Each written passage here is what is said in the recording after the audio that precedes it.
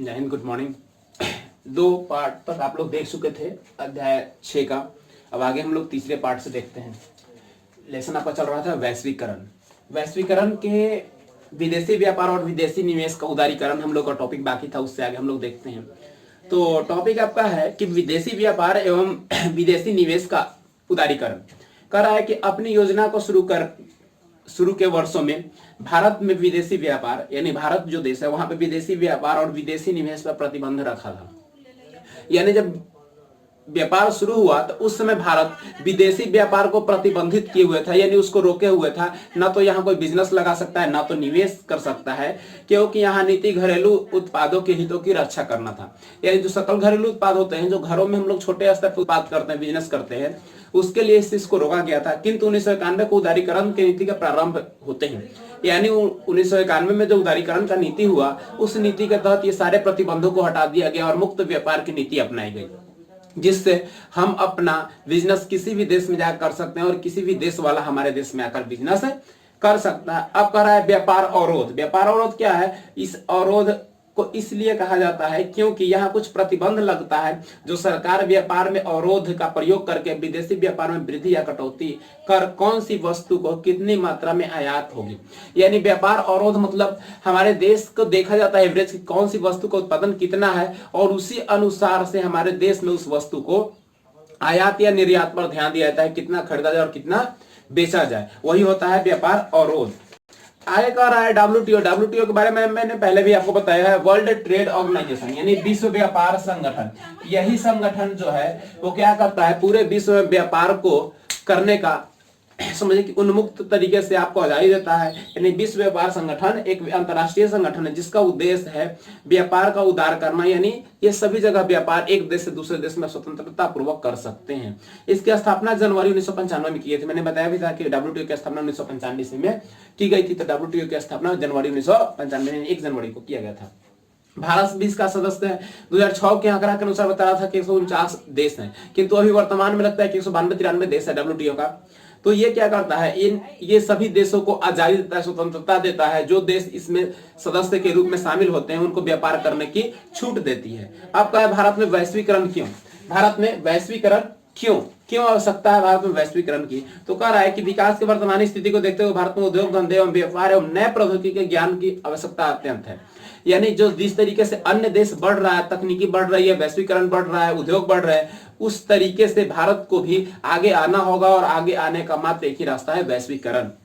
विश्व की अर्थव्यवस्था के साथ अपनी अर्थव्यवस्था को जोड़कर आगे बढ़ना, क्योंकि इसके साथ यहाँ जनसंख्या अत्यधिक है और क्षेत्रफल के दृष्टिकोण से भारत एक बड़ा देश के अंतर्गत आता है। इसके कारण उत्पादन सस्ते और साधनों की उपलब्धता यहाँ बड़े पैमाने पर की जाती है। भारत में बड़ा उपभोक्ता बाजार है और दुनिया की निगाहें भारत पर टिकी हुई है। यानी भारत क्षेत्रफल के अनुसार 7वां देश है और जनसंख्या के अनुसार दूसरा देश है और यहाँ हर तरह से संपन्न है। इसलिए पूरे विश्व की निगाह भारत पर है कि भारत किस तरीके से वैश्वीकरण का लाभ उठाता है, क्योंकि यहाँ मानव पूंजी के साथ साथ उत्पादित वस्तुओं को भेजने के लिए वैश्वीकरण का काफी महत्वपूर्ण योगदान रहा है। भारत में वैश्वीकरण के निम्नलिखित तर्क हैं, यानी बहुत सारे तर्क हैं। पहला तर्क कह रहा है कि प्रत्यक्ष विदेशी निवेश का प्रोत्साहन, यानी कह रहा है कि वैश्वीकरण ने प्रत्यक्ष विदेशी निवेश को प्रोत्साहित किया है और भारत जैसे विकासशील देशों में भी विकास की पूंजी प्राप्त की है। दूसरा कह रहा है प्रतियोगिता शक्ति की वृद्धि, यानी वैश्वीकरण के नीति के फलस्वरूप भारत जैसे देश में प्रतियोगिता की शक्ति में वृद्धि हुई, यानी एक दूसरे देश से कंपटीशन की भावना बढ़ गई है। प्रतियोगिता की शक्ति यही होती है। तीसरा कह रहा है कि नए प्रौद्योगिकी में प्रयोग में सहायता, यानी वैश्वीकरण जैसे विकासशील देशों में विकसित देशों के द्वारा तैयार की गई प्रौद्योगिकी का प्रयोग में सहायता प्रदान करना। चौथा कह रहा है अच्छी उपभोक्ता वस्तुओं की प्राप्ति, यानी वैश्वीकरण जैसे भारत देशों में अच्छी गुणवत्ता की वस्तुओं की मात्रा कम कीमत पर ही प्राप्त हो जाती है। यानी अच्छी क्वालिटी की भी वस्तु भारत में बहुत सस्ते दामों पर मिल जाती है। यह है वैश्वीकरण में उपभोक्ताओं की प्राप्ति। नए बाजारों तक पहुंचाना, वैश्वीकरण के फलस्वरूप क्या होता है, भारत जैसे विकासशील देशों में दुनिया के बाजारों में पहुंचने का मार्ग शुरुआत हुई, यानी मार्ग प्रशस्त हुआ। यानी वैश्वीकरण के ही शुरुआत से भारत की वस्तुएं विश्व के बाजारों में बिकने लगी और एक रास्ता खुला। फिर कह रहा है बैंकिंग और वित्तीय सुधार। वैश्वीकरण से क्या हुआ है? वैश्वीकरण के फलस्वरूप विश्व के अन्य देशों से संपर्क बना है, वित्तीय सहायता बढ़ी और बैंकिंग योगदान भी बढ़ा है। मानवीय पूंजी की क्षमता का विकास कर शिक्षा एवं कौशल प्रशिक्षण से वैश्वीकरण का प्रमुख घटक है, जिसे मानव पूंजी को क्या मिलता है?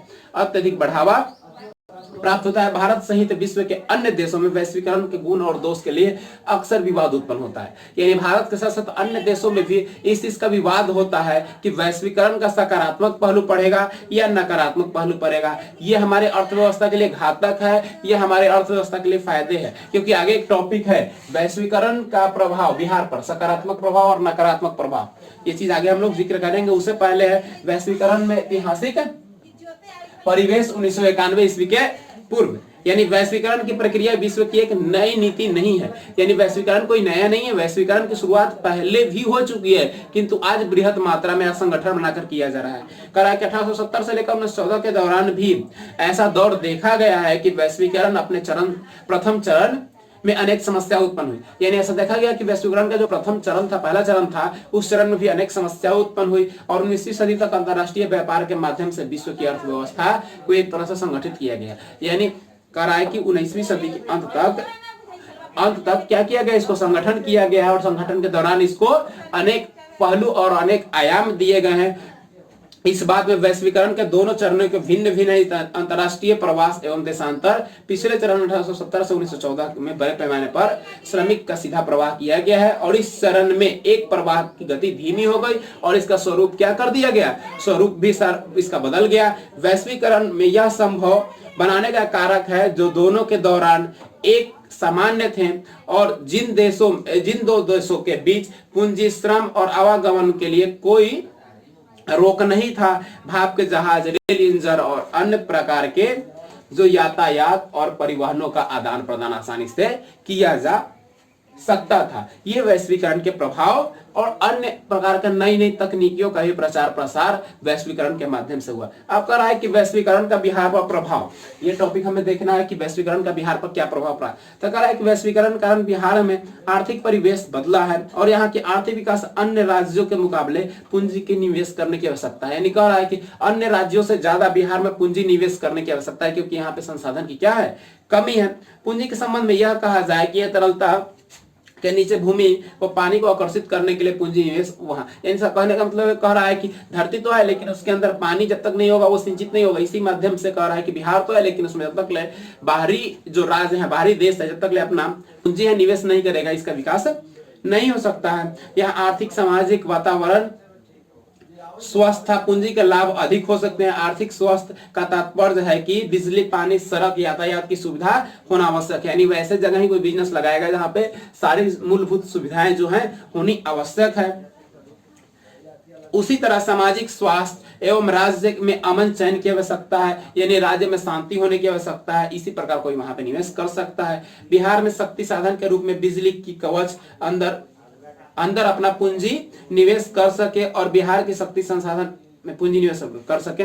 और कह रहा है कि सड़क का निर्माण कार्य तेजी से हो सके। कानूनी व्यवस्था और अपरिष्कृत सुधारों का प्रयास यहाँ पे होने चाहिए। तभी इसी घटना को देखकर एपीजे अब्दुल कलाम ने कथन कहा था, जो कथन बार बार पूछता है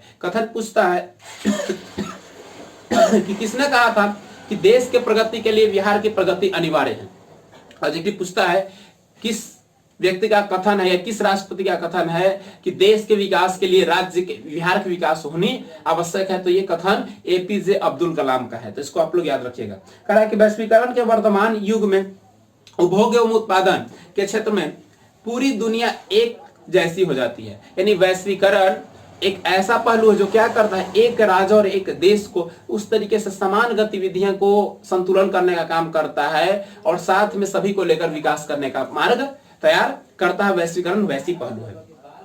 कहा वैश्वीकरण का सुखद परिणाम भी बिहार राज्य में देखने को पड़ा है और प्रगति वर्तमान स्थिति अधिक मजबूत हो गई है पहले से। यानी पहले से अभी की वर्तमान जो स्थिति है बिहार की वो क्या हो गई है, मजबूत हो गई है। वैश्वीकरण के से बिहार के जीवन में कुछ सकारात्मक भी प्रभाव पड़े हैं तो कुछ नकारात्मक भी प्रभाव पड़े हैं, जिन प्रभावों को हम अभी देखेंगे कि सकारात्मक प्रभाव में क्या है और नकारात्मक प्रभाव में क्या है, दोनों हम लोग देखेंगे।